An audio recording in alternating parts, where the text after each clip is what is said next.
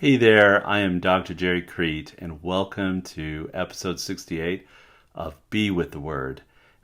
This is where I discuss the Sunday readings.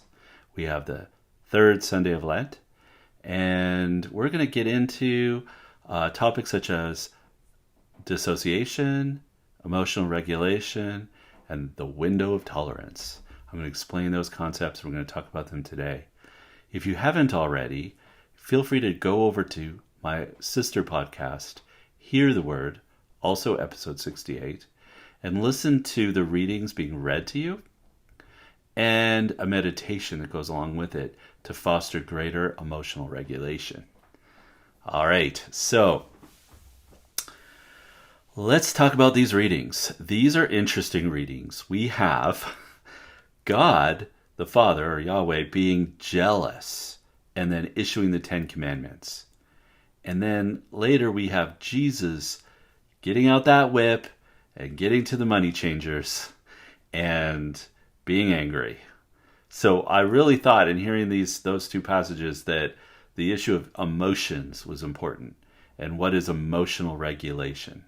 And if you've been listening for the last few weeks, we've been talking about dissociation. So I'm going to explain an interesting concept that comes up a lot in trauma therapies, and that's the window of tolerance. Now, the window of tolerance is kind of like if you picture a window, it's a space that you can move up or down in. You can move within the window, right? And if you go down low in the window, you're kind of getting more peaceful, kind of more calm, more relaxed.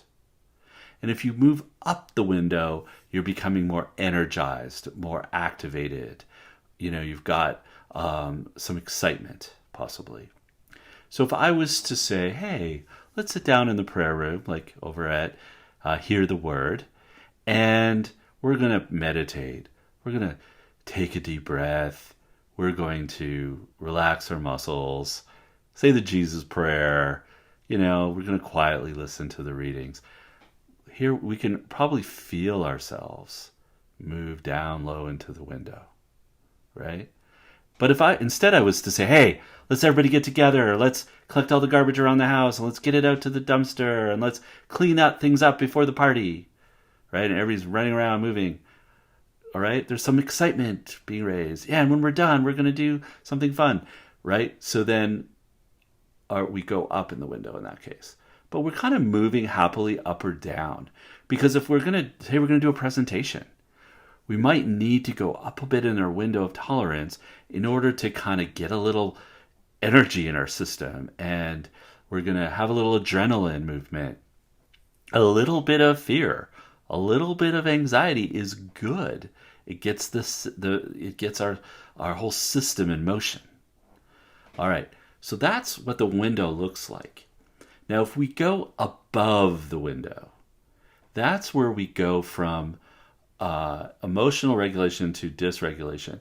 So we can go into a state of fight or flight, or our sympathetic nervous system is activated, and we're overwhelmed, where we're threatened, where we feel like we're in danger, where fear or shame is an overwhelming emotion. And so parts of our brain kind of shut down and other parts just go into hyperactivity. So it's like, go. Now that's only meant to happen in necessity, when survival is at stake. All right? We're not meant to be in that state all day long. That's very dangerous on the whole body and the mental state and physical health. Now, you also have going below the window. So if you were to go below the window of tolerance, less than, we're not talking meditation or relaxation anymore, but lower than that. That's what I would call numbing out. And sometimes we drop out of fight or flight into freeze. So we completely drop from above the window down below the window because we think we're literally going to die. Right? So if you actually believe there is no escape, then your system will naturally shut down to protect you. Okay. So one type of dissociation, and I'll just remind you that dissociation is about kind of being disconnected from the present moment, right? Rather than associating things. So integrating our feelings and thoughts, is like associating. Whereas if we're dissociating, we're separating, we're moving away, we're creating almost another persona to manage something, but we're keeping some distance from it. So some forms of dissociation could be going from angry because of an injustice, and that keeps us still in the window, to being rageful, right? Or even vengeful or full of wrath. And there we're at a state of reactivity, right? Or the other extreme could be we feel like it's hopeless, there's no point speaking, or we're afraid, we were excited to do a presentation, something went wrong, and we thought, oh my gosh, my career is now over. Whoosh, we go below the window into a free state. We can't even speak. We can't even move, perhaps, because in that lower state, in that below the window state, in that numbed out state, it is a form of parasympathetic arousal, but it's a shutting down. So we can almost be paralyzed in that moment, right? So I think we're all familiar at different times in our lives where we've been above the window and other times when we've been below the window. And neither one is healthy, at least not healthy to stay in.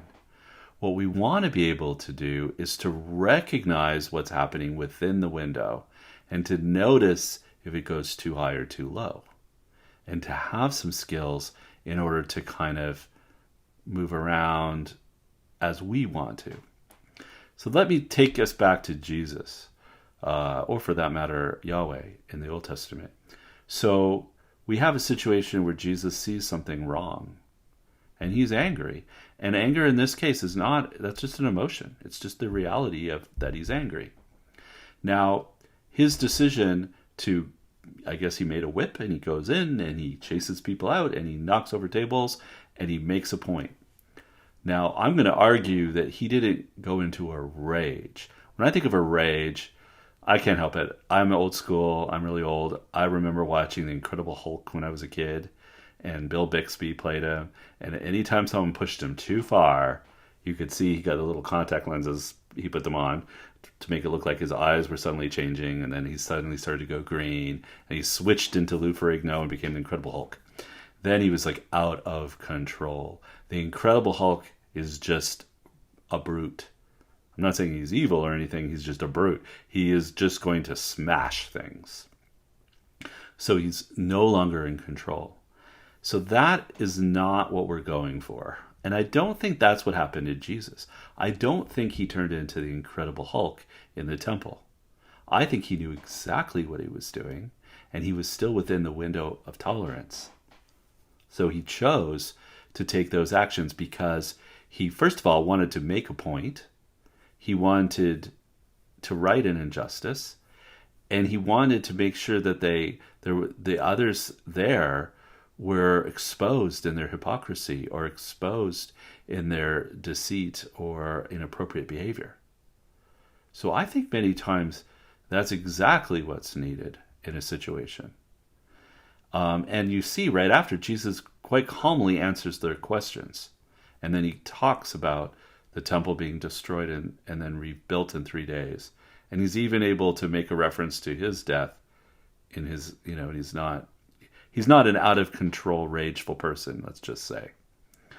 I also think the example in the Old Testament where it says God is jealous. So that's so interesting when those kinds of words are used for God, because immediately we're thinking, whoa, jealousy is a sin or jealousy is bad. I don't know. I think that it might just simply, for humans at least, it might just simply be a feeling. And it's what you do with jealousy that becomes the sin, right? So the sin of jealousy is taking an action out of jealousy that is harmful or whatnot. But God's so-called jealousy is about his love for us. So in a way, I almost see that jealousy when I hear those words. I think about it as God is like, I care so much for them. I long for them. I love them so much. I want what's good for them. And yet they're turning to things that are going to harm them, right? In this case, idols. And so when God sees us doing things that are going to harm ourselves, he wants to protect. So to me, that's the jealousy of a father who sees his child in possible danger or making the wrong choice. It's like, no, I don't want to lose you to something bad or evil. I want to protect you because I care, right? And the Ten Commandments, although they're rules, and they're written in the negative. You shall not this, you shall not that. So some of us, I know, react to that, right, and go, well, you tell me I can't do something, I'm going to want to do it. I'm going to want to know why, or I'm going to question it. Well, let's stop that a little bit. Let's challenge ourselves a little bit to say, what's the whole point? The point here is God loves us and wants our good, and we can be stubborn. All right. So I need to change the way I look at this situation. I need to look at this differently. I might be stubborn or frustrated or want to lash out or act out in some negative way and break a commandment. And I could come up with excuses for why I have a right to. But bottom line, it's not for my good. God knows it, and deep down, I know it. So what are we called to do? I mentioned this over on Hear the Word. We're called to look at our situation differently. We're called to go to the situation and say, how can I be a blessing or bring grace to a situation? Sometimes it's about bringing truth, right? So if I have lost it, okay, let's say I've had a rotten day, there's a lot of stressful things going on, and I go into the kitchen and I see that the garbage bag is full. And I go over there and I say, fine, nobody, and I'm mad, right? How come nobody changed this? Why am I the one who has to change it every time? And then I go and I pull the bag out, and the bag breaks or tears, and all the garbage falls on the floor. I start, swearing in some way, and I'm cursing and frustrated and angry. Somebody walks in and I tear the shred off them. I'm angry at them. I bring up every bad thing they've ever done. They don't know what hit them. Okay, that happens. What happened there? I was already high in the window of tolerance.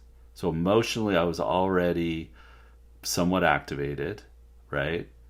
Then something happened that pushed me outside of that window, right?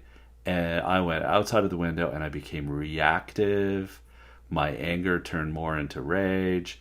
I started to take it out on others and was causing harm to others. Okay, so that what would have been better for that person, let's say if it was me, then would have been to notice, right? It's all about noticing ourselves and getting used to ourselves and recognizing, I don't know if it would have been, maybe it would have been better before approaching that garbage bag to kind of notice where I was, how activated I already was. Maybe it's the moment where the garbage bag breaks, if that happens, and realizing I'm just about to be triggered to go over the top here, right? And then maybe how can I look at this differently? I mean, humor could work, but I don't know how humorous that will seem at the moment, right? Maybe I need to stop and say, hey, I am having a bad day, and now there's this mess on the floor, and I want to break something or hurt somebody. And so I would say there, if I can do something, either reach out to somebody to talk to, take a moment to pray, take a break to help come down into a safer place in my window. And then maybe put this in perspective, because when I was cursing and yelling, it might have been like, my life sucks, or everything bad happens to me, or nobody cares about me, and all these negative thoughts come up. And they're all in that moment. And if I can take a little space away from it and challenge that and say instead, you know what? I have many blessings in my life, but this has been a difficult day, and I've got stressors, and then this really annoying thing happened. But I'm, and turn it around, and you're not dismissing what happened, but you're reframing it. You're thinking about things a little differently. I'm going to put a different spin on that same story. So if I was the one walking in and it was someone else having that bad day, and someone else having had all the garbage spilled out on the floor, I walked in and they tore a strip off of me. Okay, I might be thinking, I didn't do anything. I just walked in and saw this. I'm being attacked, so I could just shoot it back at them. Tell them everything they've ever done wrong too. And tell them all the times I've emptied the garbage bag. Thank you very much. Right? And turned it against them. Right? Or I could have stormed off in a huff in my injustice for being treated so poorly. So those would be me in that moment of being yelled at and seeing this person so angry that it triggers me to go outside of my window and I react, or I go below and I walk away. So I could do that. That could happen. I'm going to encourage you to think about, if you're able to, again, noticing our windows, noticing what's going on before you have a reaction, to be able to say, is there a way I can bring grace to this? All right. Can I absorb? Can I just take in all that negative garbage that just got verbally yelled at me, as well as the garbage on the floor? Can I walk over and say, I'm so sorry, it looks like you're having a really rotten day. Let me help you pick this up. You work really hard for everybody. I'm so sorry that you're having a rough time today. You don't get appreciated enough, I bet. Whoa. All of a sudden, we have not reacted. I bet that person would probably just melt in that situation. You never know. It depends on the person and everything else, but we're taking an opportunity out of a messy, dirty situation and turning it into a possible moment of grace.